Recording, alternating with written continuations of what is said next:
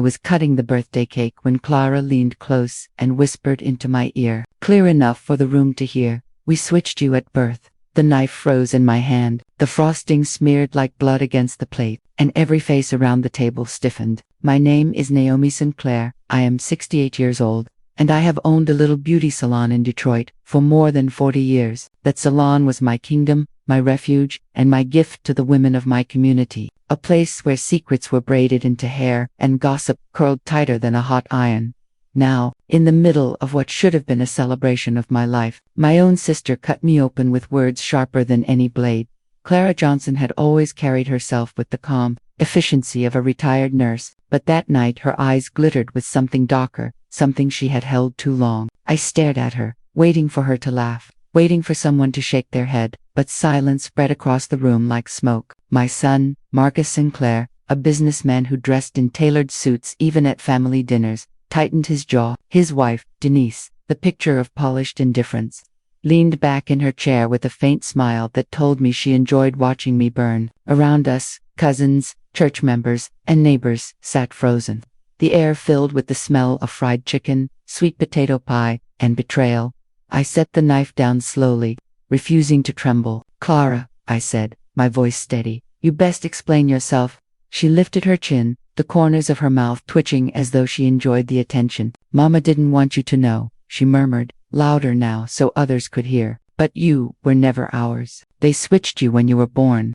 A gasp moved through the crowd. I could hear the clink of a fork dropping against a plate. My rocking chair by the window, the one I had inherited from our mother, seemed to creak though no one touched it. I thought of the quilt folded on my bed, the quilt stitched from pieces of our family's clothing, and for the first time it felt foreign, as though it belonged to strangers. I wanted to shout, but years of running a salon had taught me how to control a room without raising my voice. I straightened my back and let my eyes travel over the faces watching me. Marcus would not meet my gaze. Denise sipped her wine, and Jamal, my grandson, sat at the end of the table.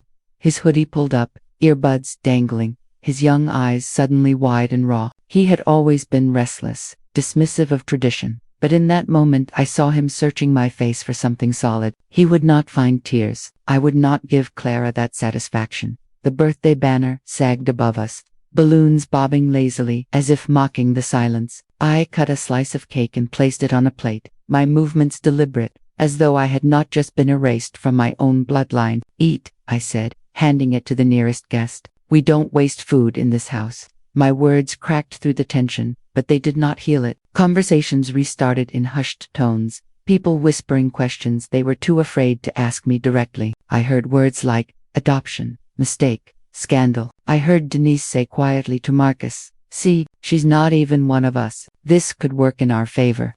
My jaw tightened. The knife was still on the table. I left it there. When the candles had burned down 2 stubs, the guests began to leave. Some hugged me tightly, too tightly, as if apologizing without speaking. Others avoided my eyes altogether, carrying gossip with them like wrapped leftovers. Clara lingered by the door, her smile thin. "You'll thank me one day," she whispered. I did not answer. My mind was already racing, pulling at threads of memory, trying to find where the seam had been torn. The quilt in my room, the journal tucked beneath old magazines, the ledger I once glimpsed in Union records, all of it suddenly shimmered with new meaning. I felt the ground shift under my feet, but I refused to fall. After the house emptied, Marcus stayed behind. He loosened his tie, looked around the living room with the eyes of a man measuring square footage rather than memories. "Mom," he said, using the soft voice he reserved for negotiations, "this revelation changes things. Maybe it's time you consider professional care. A nursing home could be best. You'd have people watching over you."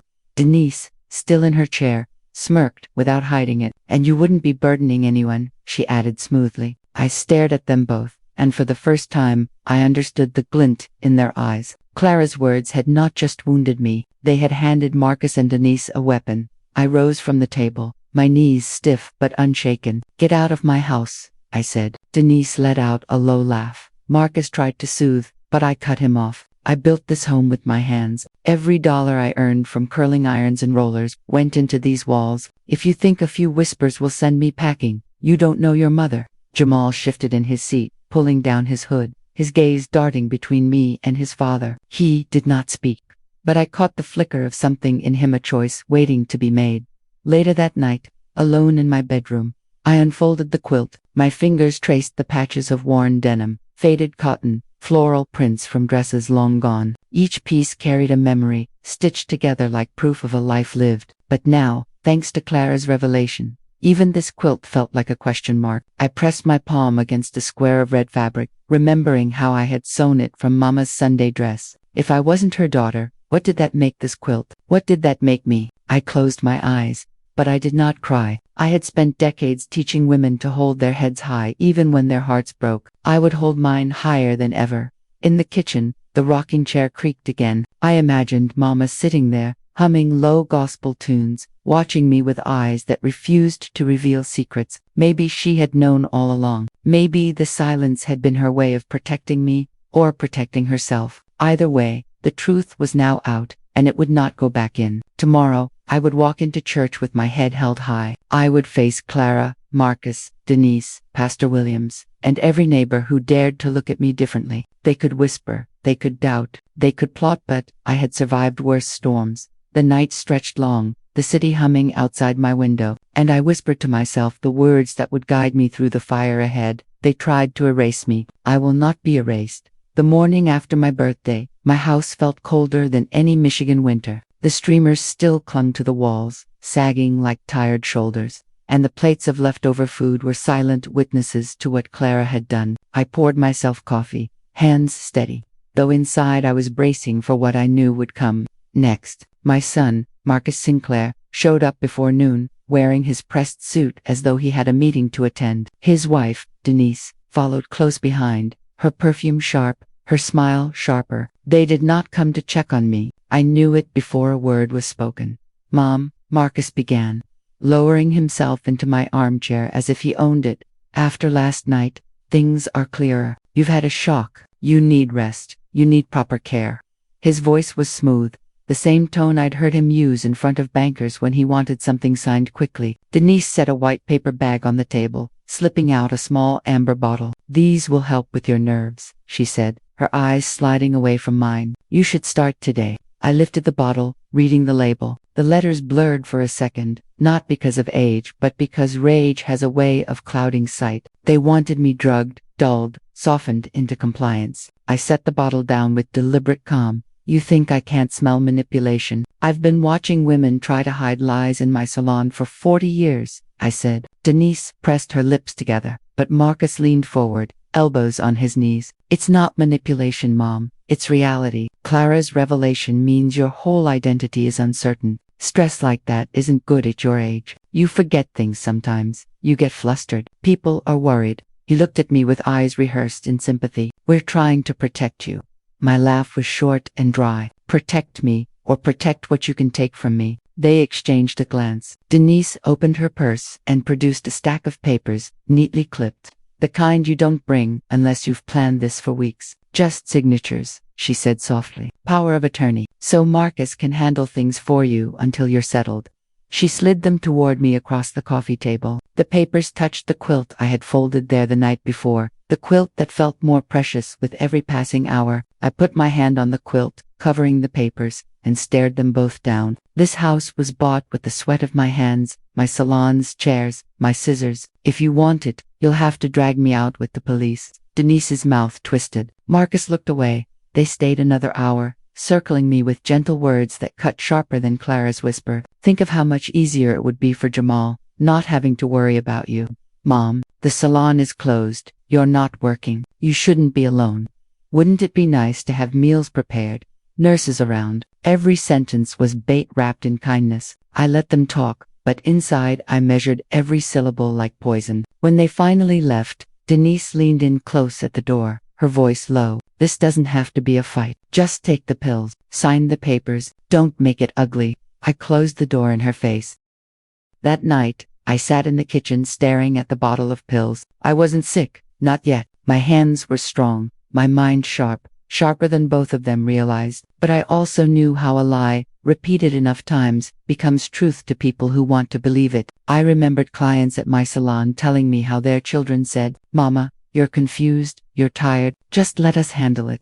I remembered the tears in their eyes as they watched pieces of their lives slip away. Now I was one of them. I did not swallow the pills. I left them on the counter, a line I refused to cross. The following days, Marcus returned with increasing frequency. Sometimes he came alone, sometimes with Denise. Each time, the pressure grew. He pointed out bills, highlighted home maintenance issues, spoke of responsibility. He said words like early dementia and safety concerns loud enough for the neighbors to overhear. I saw Loretta Green, my neighbor and member of the HOA, lingering by her garden when Marcus visited, her eyes flicking toward me with a mix of curiosity and pity. Rumors were seeds, and Marcus was planting them with care. One evening, Jamal dropped by. He rarely visited without being dragged by his father, but this time he came alone, hood pulled over his head. He sat at my kitchen table, scrolling his phone. "Grandma," he said after a while, not looking up, "Dad says you're slipping, that you need help." The words hit me harder than Clara's whisper. "Do you believe that?" I asked, keeping my voice even. He finally looked up, his young face caught between loyalty and doubt. "I don't know. Sometimes you forget things. Sometimes you repeat yourself." He shrugged, but his eyes betrayed unease. I leaned forward. "Jamal, forgetting a word is not losing a life. Don't let anyone tell you I'm not myself." He nodded slightly, but I knew the seeds Marcus had planted were sprouting even here. I decided to test the pills, not by swallowing them, but by taking one to Dr. Collins, an old friend who still practiced medicine on the east side. She examined the capsule, frowned, and told me plainly, "This is not for nerves. It's a sedative. Small doses won't kill you, but they'll keep you docile." She offered to call Marcus, to intervene, but I shook my head. No, this was not a matter for doctors or police. This was a matter of dignity, of family, of survival. I left her office with the pill in my pocket, proof that my own son was willing to drug me into silence. That night, I placed the pill on the table beside the quilt and stared at them both. One was the legacy of my life, stitched from pieces of memory. The other was the erasure of that life, a tiny capsule meant to make me forget who I was. I felt fury rise, but I pressed it down into something colder, steadier. I had spent decades calming crying brides, nervous prom girls, women fleeing husbands. I knew how to keep steady hands. I would not be erased, not by Clara's whispers, not by Marcus's papers, not by Denise's smirk. The next Sunday, I went to church as I always did. People greeted me with hesitance, whispers chasing me down the aisle. Pastor Williams, tall and commanding, gave me a nod that felt more like judgment than welcome. I sat in my pew, lifted my chin, and sang louder than I had in years. My voice did not crack. If they wanted me silenced, I would make sure my presence was undeniable. After service, Clara avoided me. Marcus spoke to Pastor in hushed tones, and Denise fluttered around the women's circle like she already owned my place. I walked home alone, but my stride was firm. That evening, Marcus returned once more, papers in hand. He placed them on the table and said, "Mom, this is the last time I'll ask nicely. Sign, or we'll have to make this official." I looked at him, my son who had once clung to my leg at school drop-offs, now a man treating me like an obstacle. "If you want to erase me," I told him, "you'll need more than ink. You'll need to bury the truth. And the truth is, I am not done yet." I gathered the papers, tore them in half, and let the pieces fall onto the quilt. His face hardened. Denise's eyes gleamed. They left without another word, but I knew they would return with stronger weapons. As I locked the door behind them, I whispered to myself, they thought they could weaken me with pills and paperwork. They forgot who taught them strength. The Sunday after Marcus tried to push those papers in front of me, I walked into the church with my head lifted, though the weight of Clara's whisper still pressed against my chest. The choir was already singing when I entered, voices rising high. But I could feel the shift in the air the moment I stepped through the doors. People turned, some too quickly back to their hymnals, others staring openly. Whispers carried down the pews, words like half-blood, not one of us, outsider. I kept walking until I reached my usual spot near the front, the place where I had sat every week for decades. No one slid over to greet me. The space felt wider than usual, as if the wood itself recoiled. When Pastor Williams began his sermon, he fixed his deep voice on themes of purity and belonging, words chosen too carefully to be coincidence. He was a tall man, with a commanding presence, someone who had built his authority over years of guiding this congregation, but his eyes darted toward me as he spoke. "Not everyone who grows among us is truly part of us," he said, his hand striking the pulpit. "Sometimes, a seed from another field is planted in our soil, and we must ask ourselves, what does that mean for our harvest?" The congregation murmured, heads nodding. I sat still, my back straight, refusing to flinch. Every word he dropped was meant to isolate me further, to make me a stranger in the very place I had served faithfully since I was a girl. After service, I approached him directly. "Pastor," I said, my voice firm enough to quiet the chatter around us, "you seem to be speaking about me." He smiled, a thin stretch of lips that held no warmth. "Sister Naomi, the Lord gives us metaphors. If you feel touched by them, perhaps that is the Spirit moving."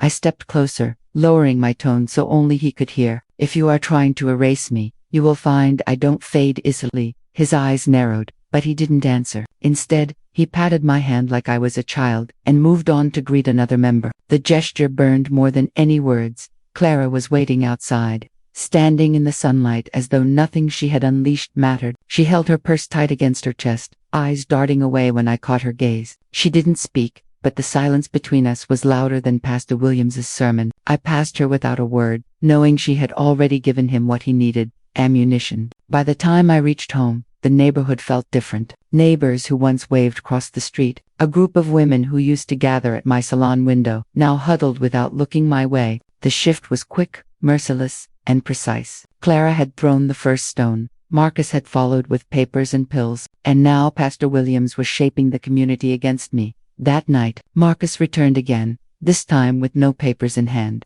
just words sharpened to cut. "Mom, people are talking. They say you don't belong here. Pastor thinks it might be better if you step back from church activities, from HOA meetings, just until things settle." He tried to sound calm, but there was eagerness beneath his tone. Denise sat beside him, legs crossed, nodding, as if this was common sense. "It's for your dignity," she said. I leaned back in my chair, the quilt draped across my lap. "My dignity is not something you hand to me or take away. I earned it every day behind that salon chair, in every casserole I brought to a funeral, in every hymn I sang louder than the rest."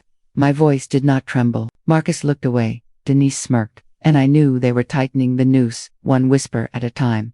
Later that week, I went to the community meeting at the church basement, determined to show my face. I arrived early, carrying my notebook where I'd always jotted minutes when no one else cared enough to record. The folding chairs filled slowly, and I could feel eyes flicker my way. Conversations hush when I looked up. Pastor Williams stood at the head of the room, papers neatly stacked. "We must address the integrity of our membership," he announced, scanning the room with deliberate pauses. "We must ask if all voices truly represent us." He didn't say my name, but he didn't need to. I raised my hand. "Are you suggesting my voice does not count after decades of service?" The room grew tense. He cleared his throat. "I am saying some matters require unity of lineage, of heritage. We cannot afford division." His words dropped like stones. And for the first time I saw a flicker of shame cross Loretta Green's face as she sat among the HOA members. She glanced at me, then away, caught between conscience and pressure. I stood, my chair scraping loudly. "Heritage is not erased by whispers. My hands braided hair for your daughters, my coins filled the collection plate, my prayers carried your sick through nights. If that is not belonging, then you never deserved me." The silence that followed was heavy, broken only by the creak of the old basement pipes. Pastor Williams gave a practiced smile, but I saw the tightness around his mouth. He had not expected me to stand so openly. He thought whispers would drown me. He forgot I had a voice. When the meeting ended, people filed out quickly, avoiding my eyes. Mrs. Ellison from the choir lingered, her chatter, usually endless, but this time, she only said, "You sang beautifully Sunday," before hurrying away. It was not support, but it was not condemnation either. Small cracks were forming in the wall they tried to build around me. I went home and sat in my rocking chair, the quilt folded at my side, and I let the stillness settle. They were pushing me out of my own community, rewriting my place in it with whispers and sermons. But I had lived long enough to know that lies, no matter how loud, leave traces, and I would find them. That night, as I locked the doors, I told myself the truth they feared. They were not trying to protect the community from me. They were trying to protect themselves from what my story would expose, and I would not let them succeed. The envelope came on a Tuesday afternoon. slipped into my mailbox with the rest of the bills. I recognized the HOA seal right away, the bold letters of the Homeowners Association stamped across the corner like a warning. I tore it open at the kitchen table, the quilt draped over my lap, my hand steady as I unfolded the letter. Notice of delinquency, it read, past due fees totaling $2,140. Failure to remit within 30 days will result in legal action, including potential foreclosure. I let the paper rest flat against the wood, my eyes narrowing. I had never missed a payment in my life. I kept my books balanced, the way I kept my salon chairs polished, immaculate, no excuses. This wasn't oversight, this was attack. That evening, Loretta Green knocked on my door. She was my neighbor, 2 houses down, a woman with neat hedges and perfect flower beds, always active in HOA meetings. Her smile was polite, but her eyes gave her away. Naomi, I wanted to make sure you saw the notice. It's serious. I invited her in, poured her sweet tea, and watched her fidget with the handle of her purse. You know I pay my dues, I said flatly. She looked away, clearing her throat. Some of the board has been questioning your records. There were complaints filed. They think you've fallen behind. I leaned forward. Complaints from who? She shifted in her chair, uncomfortable. I can't say confidential. Her tone told me everything. She knew, but she wasn't ready to betray the names. Not yet. The next night, Marcus arrived with Denise, uninvited as usual. He sat across from me, waving the same HOA letter like evidence, in a courtroom. Mom, this is what I've been warning you about. You can't keep up anymore. These mistakes are adding up. He gestured at the quilt across my lap as though it were clutter, not memory. It's time you let go of this house before it's taken from you. If you sign it over now, we can handle it quietly. Denise smoothed her blouse, her voice cutting in. It would save you embarrassment. She said it so calmly, as though stripping me of my home was an act of mercy. I let their words hang in the air, then stood up slowly. I have never missed a payment. If you think I'll hand you my keys because of some letter, you underestimate me. I pointed at the door. Leave. They left without argument, but Denise's smile told me they believed the trap was tightening.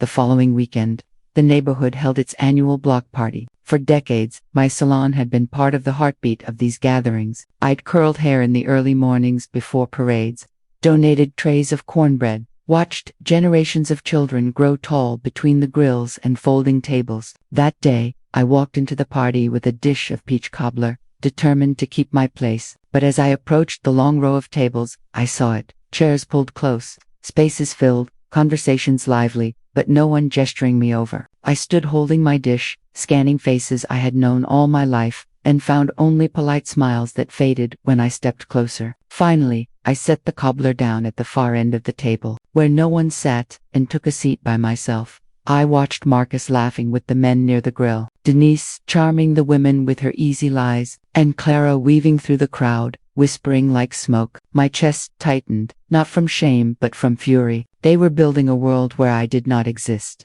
erasing me seat by seat, conversation by conversation. Jamal appeared then, his hoodie pulled over his head as usual, headphones hanging loose. He hovered near me, hesitant, then sat down across the empty table. Why you over here, Grandma? He asked, his tone casual, but his eyes flicked toward the crowd that had excluded me. Because that's where they want me, I answered, and I don't move where I'm not wanted. He frowned, pulling out his phone, scrolling aimlessly, but I saw him watching. He saw the cruelty laid bare. Loretta came by with a plate, setting it down gently beside me. Your cobbler's the best, Naomi, she said softly, not quite meeting my eyes. It was a small gesture, but I recognized it for what it was. Conscience fighting against fear. She didn't sit, though. She walked back to the group, her back stiff. I picked at my cobbler, each bite heavy, the sound of laughter at the other end of the street striking harder than any insult. Jamal muttered, "They bogused," under his breath. I looked at him, the defiance in his young face, and for the first time since Clara's whisper, I felt a flicker of hope. If they wanted me erased, he was proof I still left a mark. The next day, I gathered my records, every receipt, every check stub, every bank statement tied to those HOA fees. I laid them across my dining table. I organized them with the same precision I had once arranged bottles of hairspray and curlers. The paper trail was flawless. I circled dates, highlighted numbers, marked every month. They had nothing. And yet, the notice in my mailbox, the whispers in my neighborhood, and the silence at that block party told me facts didn't matter. Perception was their weapon, and they were winning. That evening, Loretta returned. She stood at my door, shifting nervously. "Naomi, I shouldn't tell you this," she began, her voice hushed. "But one of the complaints the HOA acted on, it came from your own family." My breath stilled. "Marcus," she hesitated, then nodded quickly. "He filed the first claim, said you'd been missing payments, that you were losing track of your obligations." She pressed her lips together. "I shouldn't be telling you this, but I can't keep silent. It isn't right." I closed my eyes for a moment, letting the truth settle. My own son had lit the match. Loretta gripped her purse tighter. "Be careful, they're building a case. And Pastor Williams, he's backing them." She turned and left before I could answer. I sat at my table, long after she left, the quilt folded beside my stack of receipts. Marcus had moved from whispers to signatures, from suggestion to accusation. He was willing to lie in writing to take what I built. They wanted me out, not just of my home, but of the very narrative of this community. I touched the quilt, my fingers brushing the stitches, and felt the weight of generations in my lap. They could spread rumors, they could forge complaints, but I had something stronger. I had memory, and I had proof. They just didn't know it yet. Jamal came by again that night, slipping through the back door. "Grandma," he said quietly, "I heard Dad talking on the phone. He said the HOA gonna put you out if you don't sign." His voice was tense, his eyes darting. He said, "It's already done." I looked at him, this boy caught between loyalty and survival, and I saw the fire still flickering inside him. "Then we'll show them it isn't," I told him. He nodded, and for the first time, I felt him step closer to me, not away. The lines were being drawn. My son had chosen his side, and now, so had my grandson. That night, as the neighborhood lights flickered outside my window, I whispered to myself, "They think they can erase me with paperwork and whispers, but they forgot who stitched this community together. They forgot the hands that braided its threads. I will not be erased." I woke up on a Saturday morning and knew something was wrong before I even walked into the living room. The quilt that had sat folded neatly at the foot of my bed, the quilt stitched from scraps of dresses and work shirts, from Sunday clothes and children's pajamas, was gone. I searched every corner of the house, every closet, every chair, telling myself I must have moved it absent-mindedly, but I hadn't. That quilt never left my sight. My chest tightened. I walked outside, and that's when I saw it 2 streets over, at Mrs. Ellison's garage sale, laid out like any other blanket, priced cheap, its faded squares catching the sunlight. I marched across the yard, my heart hammering. Mrs. Ellison, a member of the choir, was arranging knickknacks on a folding table, chattering to a neighbor. She looked up and smiled too quickly. "Naomi, didn't expect to see you so early." I pointed at the quilt. "Where did you get that?" She hesitated, smoothing her apron. "Denise dropped off some things. Said you were cleaning house." My fists clenched. "That quilt has never left my home. Denise had no right." Mrs. Ellison glanced around nervously, lowering her voice. "I thought it was strange, too, but she insisted. Said you were simplifying, letting go of old clutter." My blood went cold at the word clutter. That quilt was the only piece of my mother's Sunday dress, my father's work overalls, my children's baby clothes stitched together, and now Denise had passed it off as yard sale junk. I picked it up, ignoring the price tag fluttering from one corner. As I folded it in my arms, I noticed something odd. One patch was heavier than the others, the stitches newer, tighter, as though someone had tucked something inside. I pressed the fabric between my fingers and felt paper. Mrs. Ellison saw my expression and leaned closer. "I never looked, I swear. I just put it out."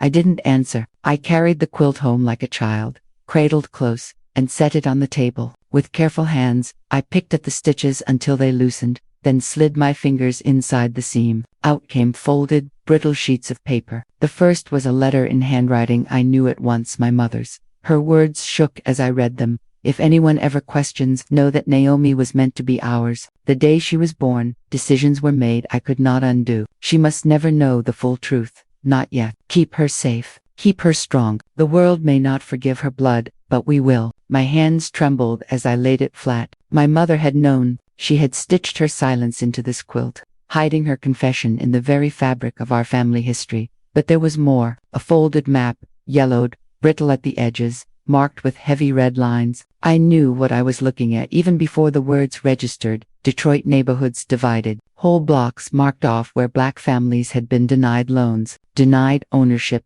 pushed out systematically, redlining. It wasn't just a map. It was evidence. The names of churches and local associations were scribbled in the margins. The same institutions that now held power over my community. My breath caught. This quilt carried proof not only of my mother's secret, but of how deeply the neighborhood itself was built on erasure. I sat back, staring at the quilt spread across my table, its colors dim with age but its truth blazing. My mother's letter confirmed what Clara had whispered, and the map connected Pastor Williams, the HOA, the very leaders who now moved to erase me. I traced the lines with my finger, thinking of the meetings, the sermons, the block party, where I sat alone. They had tried to strip me of belonging, but this quilt said otherwise. My roots were deeper than their lies. The next day, I carried the quilt carefully to choir practice. I wanted to see Mrs. Elephant again, to look her in the eyes. When I entered the church hall, conversations fell. The women shifted uncomfortably as I set the folded quilt on a chair beside me. Mrs. Ellison avoided my gaze, humming as she shuffled sheet music. Finally, I spoke. Denise brought this quilt to your garage sale, said I didn't need it. Did she tell you what was inside? The women stopped humming. Mrs. Ellison wrung her hands. No, Naomi, I didn't know about the papers. Her voice cracked on the last word, and a few heads turned. What papers? One of the altos asked. I didn't answer. Not yet. Instead, I lifted the quilt, smoothing it over my knees, letting its weight remind me that truth could not stay hidden forever. When I got home, Jamal was waiting on the porch. His face was tense, restless energy rolling off him. Dad says you're making things harder than they gotta be, he muttered. I looked at him, then at the quilt folded in my arms. He says a lot of things. You believe him? Jamal shrugged, then lowered his voice. He don't like that I hang around here. Says you're confused. You make up stories, but I don't think so. You don't look crazy to me. He hesitated, then added, what's in the quilt? I studied his face. For once, his bravado was gone. He was a boy searching for truth in a world of lies. I unfolded the quilt slowly, showing him the letter and the map. His eyes widened. Grandma, this is serious. This ain't just family stuff. This is history. His voice shook. If people saw this, it'd blow everything up. I met his gaze. That's why they're trying to silence me. Later that night, I sat at my table with the quilt stretched wide, the letter on one corner, the map on another. I thought of my mother sewing late into the night, tucking her confession into fabric, trusting the stitches to hold. I thought of Denise calling it clutter, trying to sell it for a few dollars. And I thought of Pastor Williams preaching purity, while the evidence of impurity and injustice lay hidden in my home all along. My fists clenched, then released. They had taken my seat at the table. They had turned neighbors against me. They had spread whispers about my blood. But I now held something heavier than their lies. Proof. I folded the quilt carefully, placing the papers back inside. But this time I stitched the seam myself with strong thread. It would not be hidden again, but it would not be exposed too soon either. Timing mattered. I whispered to the fabric as my needle worked, you will not be erased. Neither will I. And as the clock ticked past midnight, I knew the war they had started had shifted. They wanted to bury me under shame. But my own mother had left me the weapon they feared most, the truth sewn into memory, that I had not spoken to Mr. Davis in years. But I knew if anyone still carried the memory of our union days, it would be him. He had worked on the line at the old auto plant, back when I was running my salon full-time. And in those days, the women who did hair were just as much part of the fight as the men who welded. We cooked meals for strikers, kept records, and gave testimony when asked. My name should have been in those ledgers, written alongside the men, because I had sat through endless nights taking notes while they made speeches about fairness. That was why I carried the quilt and my mother's letter with me when I went to see him. I needed to know if I was imagining things, or if they had really tried to scrub me out. Mr. Davis lived in a modest brick house on the east side, not far from the Union Hall that had long since closed. When he opened the door, his face lit up with surprise. Naomi Sinclair, he said, his voice raspy but strong. I didn't think I'd ever see you here. He ushered me inside, the smell of old books and pipe smoke heavy in the air. We sat at his kitchen table, the same kind of worn wood as mine, and after a few minutes of catching up, I told him why I had come. I need to see the ledger, I said plainly. The records from back when we fought for fair wages. I need to see if my name is there. He studied me, his eyes sharp despite his years. "What's this about?" I laid the quilt across the table, smoothing it out so he could see the careful stitches. Then, I slid out the folded map and the letter from my mother. He read silently, his brow furrowing deeper with every line. Finally, he sighed. "So Clara told you?" I nodded. "She told me more than I wanted to hear. But I'm not here for that. I'm here because I think they erased me, Davis.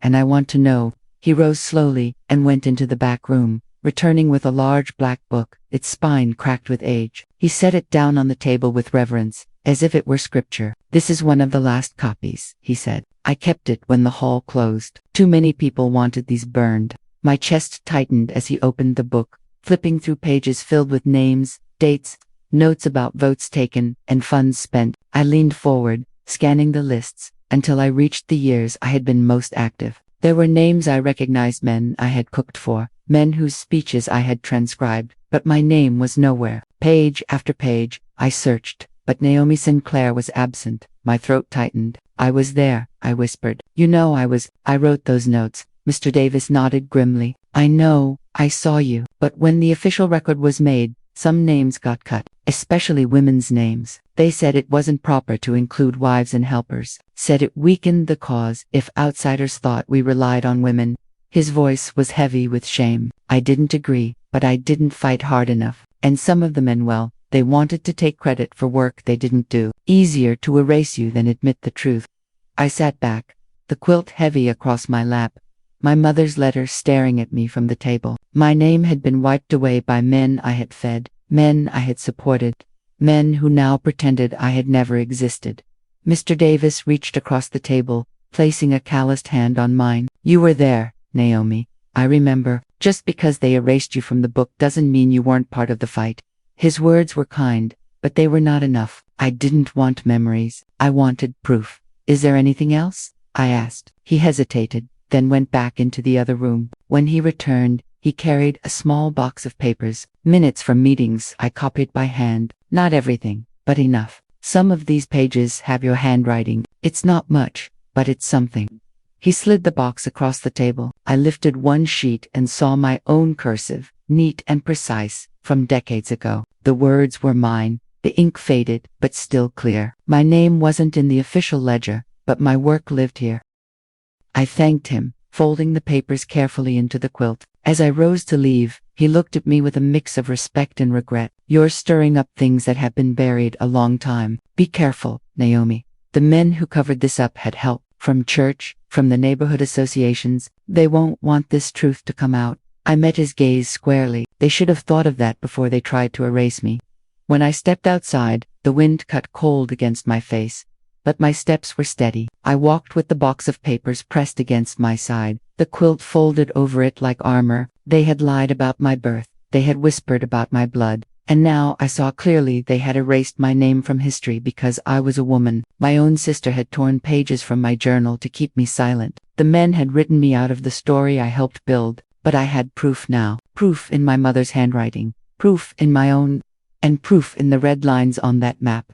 When I got home, Jamal was waiting on the porch again. He jumped up when he saw the box in my arms. "What's that?" he asked. I carried it inside, set it on the table, and opened the lid for him. "This," I said, "is what they don't want you to see." I showed him the pages, pointed out my handwriting. His eyes widened. "They cut you out on purpose." His voice cracked with disbelief. "They acted like you were never part of it." I nodded. "And they'll keep doing it unless someone stops them." He clenched his fists, his young face full of anger. "Then let's stop them. Let's show everybody." I looked at him, this boy who had once slouched in my kitchen with earbuds in, now lit with fire. I placed a hand on his shoulder. "Not yet. Timing matters. The truth has to hit when they least expect it." He nodded reluctantly, but I saw a determination settle into him. For the first time, I felt I wasn't fighting alone. That night, I sat at my table surrounded by the quilt, the letter, the map, and the box of papers. They had taken so much from me already, my reputation, my seat in church, my voice in the community. But here was the truth, stitched together from scraps and hidden pages. I whispered into the quiet, "You thought you erased me, but I was here all along." And for the first time in weeks, I felt not just fury, but strength. When Clara finally came to my door, it wasn't with the arrogance she carried at my birthday. She stood on the porch, shoulders hunched, her coat pulled tight though the night was warm. I let her in because I needed to see her eyes when she lied again. She sat at my kitchen table, her fingers tapping nervously against the wood, glancing at the quilt folded neatly in the corner. For a long time, neither of us spoke. Then she whispered, "Naomi, there's something I have to tell you." Her voice shook, and I braced myself. "Years ago, when you used to keep that journal, I destroyed it. I tore out whole pages, burned them. You wrote too much. You were too honest, and I was scared." I leaned forward, my jaw tight. "Scared of what?" She looked at me then, her eyes watery. "Scared for my husband. He was on the union board. You remember, you wrote about meetings, deals, names. You wrote about how the church was funding campaigns against our own neighborhoods. If that had come out, his job, his reputation, it would have been ruined. So I tore it out before anyone else could read it. I thought I was protecting the family. I told myself you'd understand one day." I slammed my palm against the table, the sound sharp. "You didn't protect family. You silenced me. You erased me. You gave them what they wanted." She flinched, tears spilling now. "Naomi, I didn't know it would go this far. I didn't know Marcus and Denise would take it." And she broke off, covering her mouth. I realized then that Clara hadn't just been careless. She had been complicit. She had given Pastor Williams and the others the space to bury me deeper, to claim my silence as proof. I rose from my chair, pointing to the door. "Get out."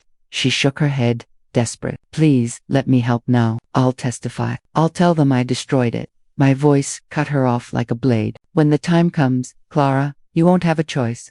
The next day, Jamal appeared in the living room, laptop under his arm, eyes shining with a kind of fierce determination I had not seen in him before. "Grandma, I think I got something," he said. He dropped into a chair, flipping open the screen. I hacked into the HOA emails. "Don't ask me how I just did. And look at this." He turned the laptop toward me. Thread after thread scrolled across the screen. Emails between Marcus, Denise, Pastor Williams, and certain HOA board members. They spoke openly about pushing me out, about fabricating missed payments, about using community standards to brand me unstable. Denise even wrote, "Once she's in assisted living, the house can be flipped quick." "Mark, it's hot." My chest tightened at her cold words. Jamal clicked another folder. "And this, look, Pastor's been taking donations, supposedly for building repairs, but half the money went to a developer account. Same developer that's been buying up houses on our block." My heart pounded as the pieces fell into place. "They're not just after me," I said. "They're selling the whole neighborhood from under us." Jamal nodded grimly. "Exactly, and they think nobody will say anything 'cause Pastor got everyone scared." He looked up at me, his voice low but steady. "We could show them. I could live stream this, right from your kitchen. People would see the emails, the money trail. They'd hear it straight from you." For a moment, I thought of the years I'd spent in that salon chair, listening to women pour out secrets, carrying their trust like sacred weight. This was no different. Secrets carried power until they were spoken aloud. I put a hand on Jamal's arm. "Not yet. If you show it too soon, they'll spin it, call it lies. We need to wait for the right moment. But you keep those files safe. Back them up. Hide them." He grinned, fierce and youthful. "Already did. Cloud, hard drive, to burners. They can't erase this, Grandma." That night, as Jamal typed furiously beside me, I spread the quilt across the table, laying out the map, the letter, the union pages Mr. Davis had given me. For the first time, the pieces connected into something larger. My mother's secret about my birth, the map proving how they carved up Detroit, the erased ledger, Clara's destroyed journal, Marcus's betrayal, Pastor Williams's schemes. It wasn't just about me anymore. It was about every neighbor pushed out, every name cut from the record, every home sold cheap. And Jamal, my grandson, was ready to carry it into the light. But Clara's confession still echoed in my ears. She had torn my words, burned them, thinking she was saving her husband, and in doing so she had stolen my voice for decades. They had tried to silence me again and again, through family, through church, through paperwork, but here I was, stitching the fragments back together. My quilt was no longer just cloth. It was evidence. My voice was no longer just memory. It was testimony. And with Jamal at my side, the silence they built around me was breaking. As midnight came, Jamal closed his laptop with a snap. "When the time's right," he said, "we'll burn their whole story down." I looked at him, fire in his young eyes, and felt a strength rise in me. "No," I corrected gently. "We won't burn. We'll reveal, and when the truth shines, their lies will crumble by themselves. The night of the church and HOA joint meeting, the sanctuary looked less like a house of God and more like a courtroom. Folding chairs filled the aisles, voices buzzing low, everyone craning to see what might unfold. Pastor Williams stood tall at the pulpit, his robe crisp, his Bible open. To his right sat the HOA board, Loretta Green shifting uncomfortably in her seat, eyes darting toward me and then away. Marcus and Denise stood near the front pew, smug, whispering to each other like they had already won. Clara sat further back, pale, twisting her hands, knowing what I held over her. I walked in with Jamal by my side. He carried his phone in one hand, his charger in his pocket, ready to stream if needed. I carried the quilt, folded neatly across my arm, heavy with more than fabric. The crowd quieted when I entered, conversations dying mid-sentence. For years, I had entered this church with casseroles, songbooks, and prayer. Tonight, I entered with evidence. Pastor Williams wasted no time. Brothers and sisters, we are gathered to discuss the integrity of our community, he began, his voice booming. There are those among us who have sown confusion, who have questioned leadership, who have failed to meet obligations. These matters must be faced openly. His eyes landed on me as he said it, but I did not flinch. Before he could continue, I raised my voice. Then let's face them openly. Gasps rippled across the pews. I stepped forward, placing the quilt gently on a chair at the front, still folded. If you want to talk about integrity, let's start with truth. My voice carried steady, clear. Pastor Williams smiled tightly, leaning forward. Sister Naomi, this is not your time to speak. I turned to the board. It is, because this is my life, you've put on trial. I looked directly at Clara then, and I think it's time the congregation hears from the person who started it all. Clara froze, her mouth opening and closing. Murmurs rose. I walked toward her slowly, my footsteps echoing in the quiet room. Tell them, Clara, I said. Tell them what you confessed to me. Tell them how you tore pages from my journal and burned them. Tell them how you fed Pastor Williams and the union men what they needed to bury me.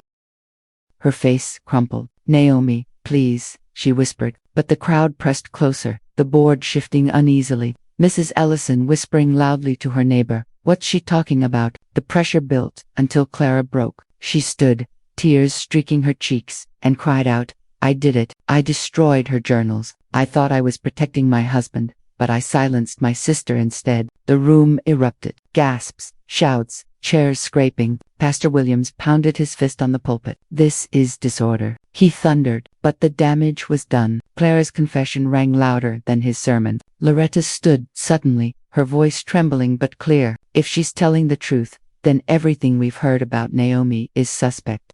Marcus surged forward, his face red. She's lying. She's covering for Mom's madness. Denise tugged his arm, but he shook her off. You all know she can't keep up. This is about saving her from herself. Jamal raised his phone high then, the red light blinking. Nah, he said loudly, his voice carrying. This is about all of you lying. The words cut through the noise. I looked at Clara, broken and weeping, then back at the congregation. For years, they erased me, my work, my voice, my name. They said I didn't belong. They said I wasn't whole. But you just heard it from my own sister. I was silenced on purpose. I turned to Pastor Williams, and your hands are not clean. While you preached purity, you took money from developers to carve up this neighborhood. Shall I show them the emails? He stiffened, color draining from his face. The board members shifted, some whispering nervously. Loretta's eyes widened. She had suspected, but hearing it spoken shook her. The room had turned. Clara collapsed back into her chair, sobbing. Marcus shouted again, but his words were drowned in the rising buzz of the congregation. People were no longer whispering, they were demanding answers, shouting questions, turning not on me, but on the leaders who had orchestrated this. Jamal kept the camera steady, streaming every second. I stood at the center of the storm.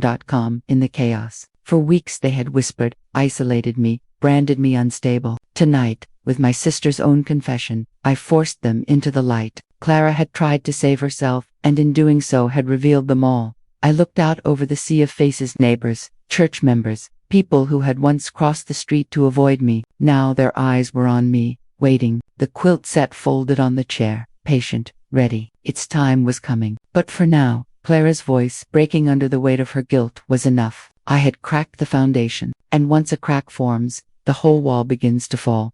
The sanctuary was still buzzing from Clara's breakdown when I rose again. My hands did not shake as I lifted the quilt and carried it toward the pulpit. The fabric seemed heavier than it had ever been.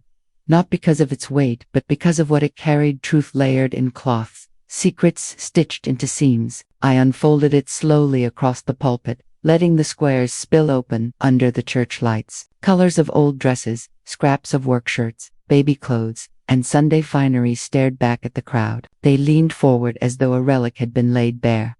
"This quilt," I said, my voice steady, "is not just memory. It is record." My mother sewed into it what she could not say aloud. I pulled from its pocket the letter, the ink faded but still legible. I read aloud, "Naomi was meant to be ours. Decisions were made I could not undo. The world may not forgive her blood, but we will." Gasps rippled through the pews. Some covered their mouths, others shook their heads, but no one could look away. Then I held up the map, "And this," I declared, "is how they divided our city. Lines drawn in red to keep us from owning homes, to keep us weak. And the very same leaders who stand before you now profited from it."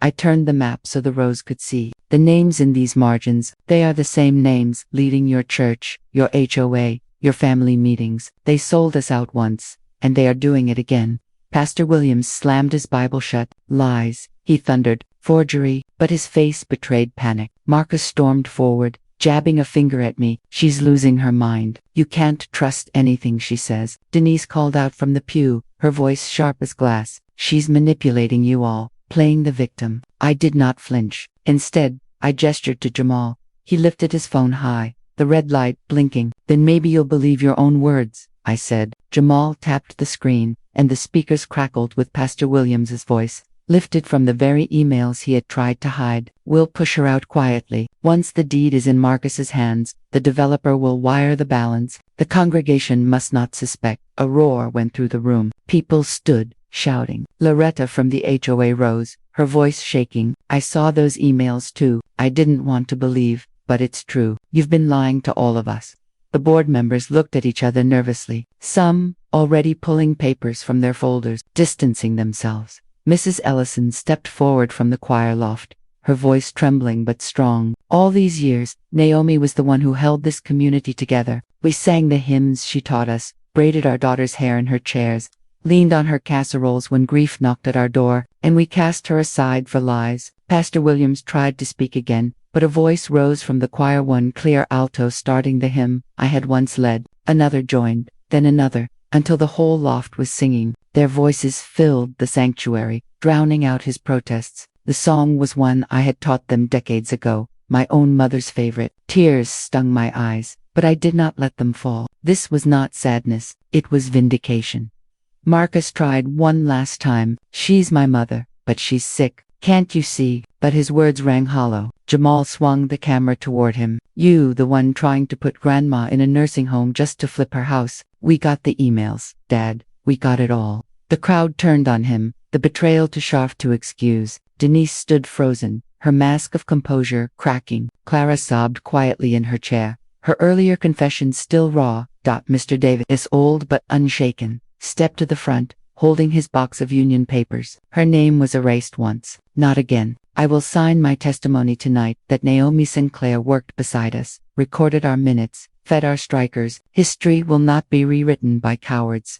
He pressed his signature onto the paper and handed it to Loretta, who accepted it with trembling hands. The sanctuary shifted then, power moving away from the pulpit toward the people. Neighbors I had known all my life began murmuring apologies, some approaching to touch my arm, to offer contrition. The quilt lay stretched across the pulpit like a banner, my mother's letter, and the map, visible to all. What they once called clutter was now scripture. I did not gloat, and I did not curse them. Instead, I looked at the faces before me, faces that had once turned away, now turning back. "You tried to erase me," I said quietly, but my voice carried. "But I was here all along, and I will remain." The meeting dissolved into chaos for those who had schemed, but for me it was clarity. I gathered my quilt, folded it carefully, and walked out of the sanctuary, Jamal beside me streaming the whole way. The night air was cool against my face. For the first time in months, I breathed freely, and when I returned home, I sat in my rocking chair with the quilt across my lap, reflecting. I had been betrayed by blood, by church, by neighbors I once trusted. I had been called unworthy, unstable, erased from history. And yet, piece by piece, I stitched myself back into the story. What I learned was not comforting. Family can betray you. Community can turn its back. Blood and years of service do not guarantee loyalty. That's the cold truth people my age need to hear. You can give your life to raising children, serving a church, holding up a block, and still be cast aside the moment you're seen as inconvenient. Love is not always returned. Sacrifice is not always remembered. But here's the other truth. You don't need their permission to exist. You don't need their approval to claim your dignity. My quilt reminded me that even if they erase your name from books, or cut you from minutes, or whisper lies into pews, your hands still braided the hair, your feet still walked the picket lines, your heart still carried the songs. No one can erase that dot. To those of you watching, especially the ones my age who feel forgotten in your own families, hear me. You have the right to demand recognition. You have the right to hold your ground, to refuse the nursing home they push you toward, to guard the house you built, to protect the legacy they dismiss as clutter. If they won't remember for you, remember for yourself. Stand in your truth until the world has no choice but to see it. I came through the storm with my dignity intact. You can, too. If my story touched you, stay with me. Subscribe, so we can keep telling these truths together. The fight isn't over, but neither are we.